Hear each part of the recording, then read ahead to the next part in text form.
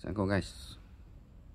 Ni nak review motor Morini Calibro. Yeah. Right.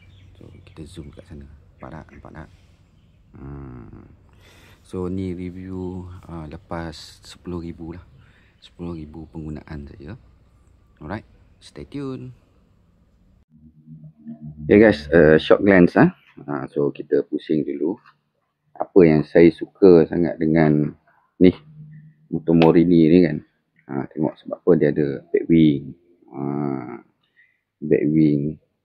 lepas tu yang ni pula dia ada side box dia bagi. Alright. Yang belakang ni tambahan lah, saya sendiri pasang. So nice, very nice. Ini saya punya preference lah kan, cantik di mata saya. Dan bila saya duduk kan, sedap.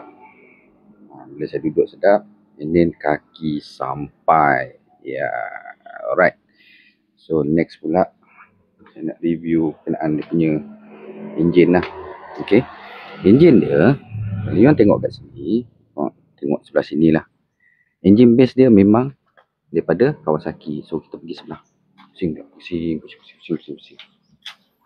Enjin base dia daripada Kawasaki. Okay, bahagian bawah lah, bahagian bawah.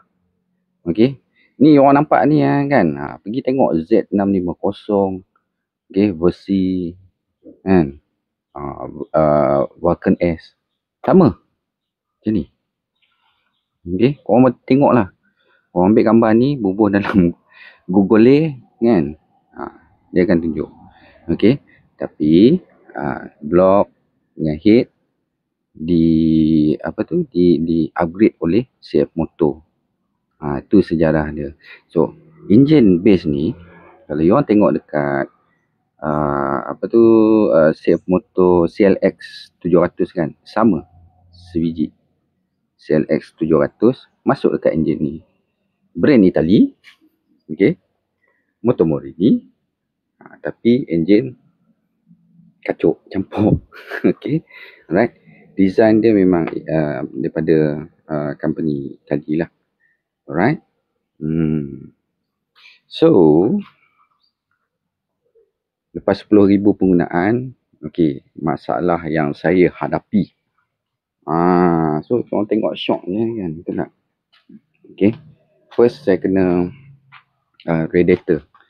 Radiator reservoir coolant.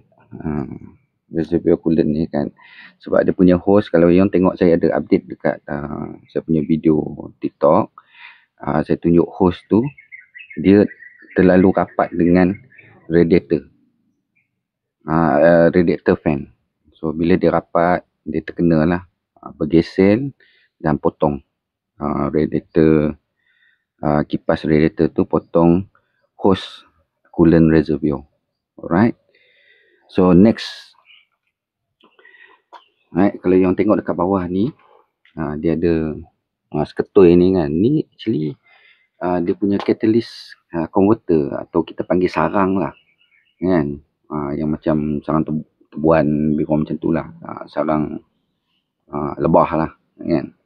So bila catalyst converter ada dekat sini, dia menghalang flow exhaust. Okay, flow exhaust yang panas tu untuk keluar tarik ke muffler. Alright. So apa yang terjadi dekat sini, dia manifold ni akan panas lah. Panas, lepas tu radiator kita dekat sini. So tu yang ada side effect dia. Jadi kita punya temperature cepat naik. Okay. So saya dah buang lah sarang tu. Alright. Dan satu lagi yang saya tak suka, yang ni, oil filter ni kan, susah nak bawa keluar. So bila oil filter ni kita tukar, dia akan, minyak hitam tu dia akan meleleh kena dekat exhaust manifold. Alright. So nanti memang saya akan potong exhaust ni. Saya akan buat route lain lah. This mudah untuk saya buat preventive maintenance kan, nak tukar oil filter.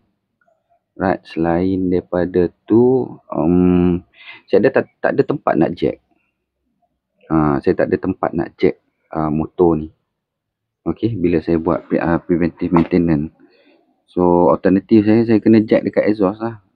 So of course nanti saya akan custom exhaust ni lah. So buat sementara dia elok lagi, kita belasah dululah. Alright. So tayar dia bagi tinsum depan belakang.